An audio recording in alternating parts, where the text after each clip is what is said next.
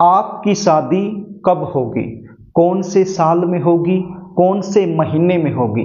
यदि इस प्रकार की जानकारी आप लेना चाहते हो तो इस वीडियो को शुरू से लेकर अंत तक जरूर देखना। नमस्कार, मैं पंडित जी.एस. कौशिक आपका स्वागत करता हूं आपके अपने YouTube channel GK astro tips में।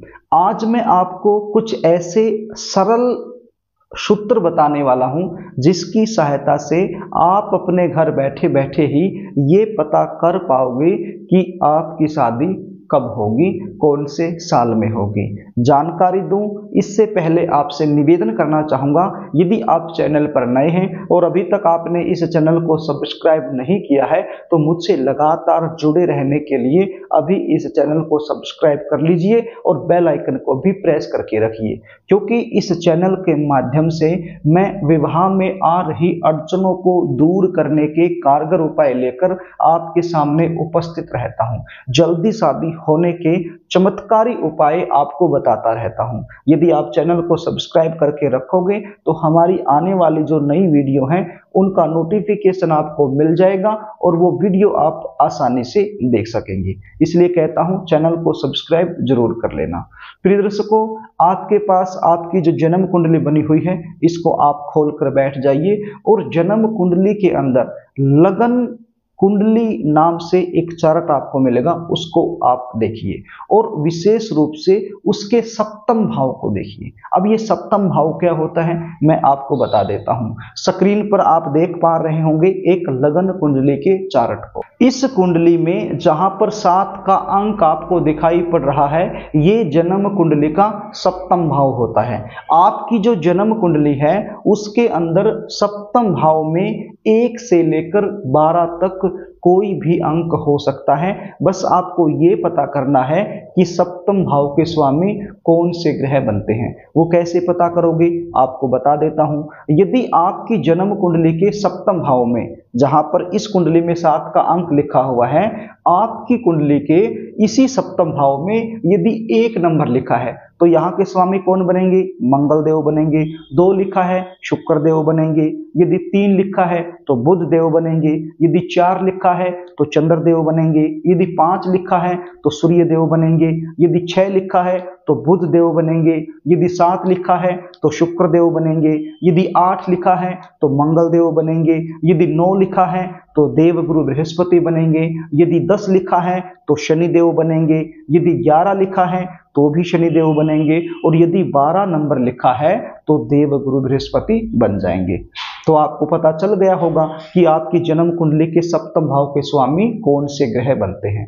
अब आपने अपनी जन्म कुंडली में ये देखना है कि वर्तमान समय में कौन से ग्रह की महादशा लगी हुई है और कौन से ग्रह की अंतरदशा लगी हुई है। ये भी आपकी जो जन्म कुंडली है वहां पर आपको आसानी से मिल जाएगा, आप इसको देख लीजिए।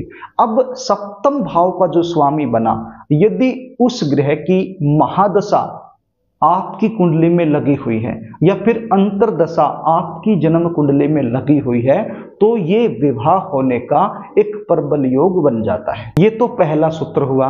दूसरा सूत्र, यदि सप्तम भाव के स्वामी की महादशा लगी हुई है और अंतरदशा शुक्र ग्रह की या फिर देव गुरु बृहस्पति की लगी हुई है तो भी विवाह होने का एक प्रबल योग बन जाता है।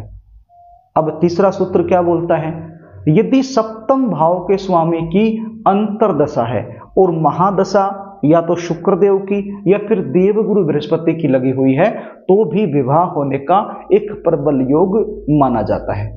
अगले सूत्र की यदि बात करें तो जन्म कुंडली का जो सप्तम भाव है, इस सप्तम भाव में मान लीजिए कोई भी ग्रह बैठा हुआ है। अब जरूरी नहीं है कि हर किसी की जन्म कुंडली के सप्तम भाव में कोई ग्रह बैठा हो। किसी की जन्म कुंडली के सप्तम भाव में कोई भी ग्रह नहीं हो सकता है। मान लीजिए आपकी जन्म कुंडली में कोई ग्रह बैठा हुआ है और उस ग्रह की महादशा या फिर अंतरदशा लगी हुई है तो उस समय भी शादी होने का एक प्रबल योग बन सकता है। प्रिय दर्शकों, गोचर करते हुए भी यदि आपकी जन्म कुंडली के सप्तम भाव में देव गुरु बृहस्पति आ जाएं या फिर शुक्र देव आ जाएं तो भी विवाह होने का एक प्रबल योग बन जाता है। तो ये सूत्र हैं। यदि समझ में नहीं आए हैं तो इस वीडियो को दोबारा देख लीजिए, इसको समझ लीजिए और ये सूत्र आप अपनी जन्म कुंडली में अप्लाई करके जरूर देखिए।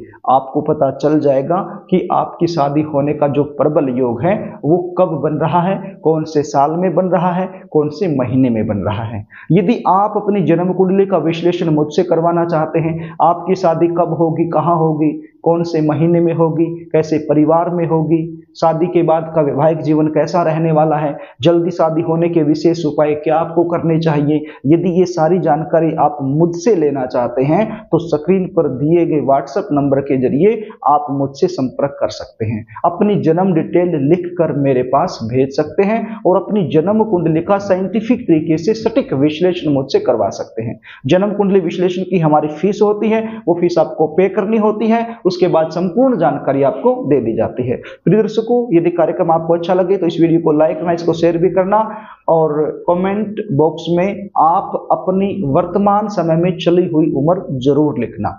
आज के लिए बस इतना ही, आगे फिर मिलेंगे, तब तक के लिए नमस्कार।